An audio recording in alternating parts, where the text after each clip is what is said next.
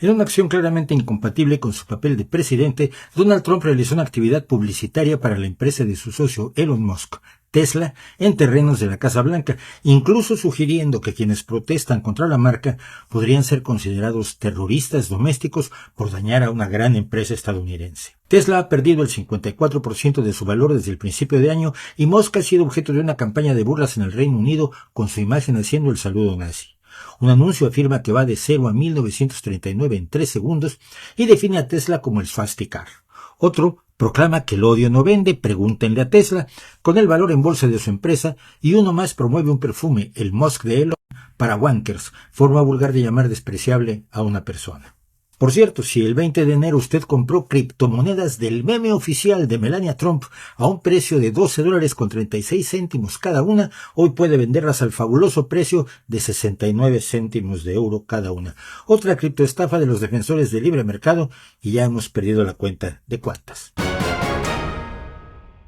Haciendo enemigos donde había aliados, Donald Trump abrió una lista de países que tienen supuestas prácticas comerciales injustas, en el que ha incluido a Suiza. El gobierno busca que las empresas estadounidenses denuncien las prácticas de comercio injustas o supuestamente injustas de países socios de Estados Unidos, en particular miembros del G20 que tengan una balanza comercial favorable respecto del país americano. La presidenta suiza Karin Keller-Sutter dijo que esa decisión no haría cambiar las políticas exteriores de su país.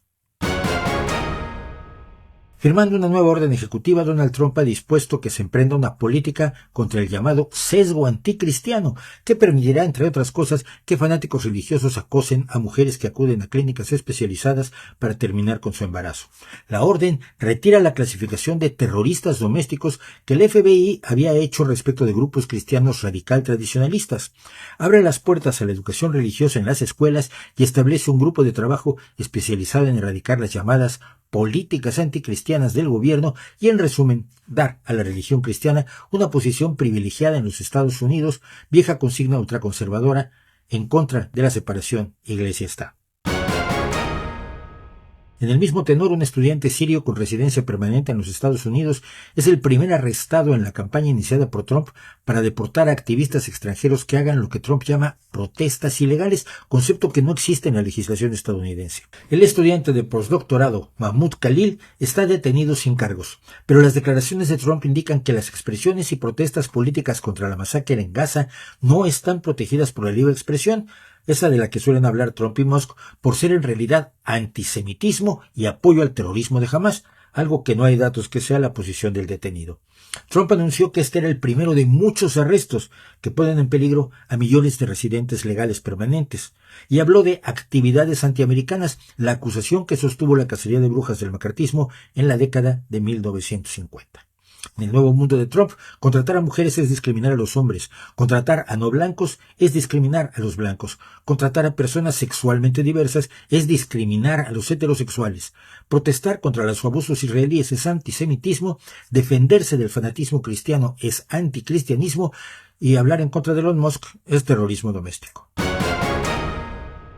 Mientras tanto, los indicadores de las bolsas de valores siguieron sufriendo, aumentando el temor a una recesión debido a las acciones del gobierno en curso, que está haciendo todo tipo de contorsiones para atribuirle la crisis económica a Joe Biden. Incluso el Wall Street Journal, un periódico de la cadena del ultraconservador Rupert Murdoch, quien también posee Fox News, por cierto, publicó un editorial afirmando: dijimos desde el principio que esta guerra comercial norteamericana era la más tonta de la historia y estábamos siendo amables.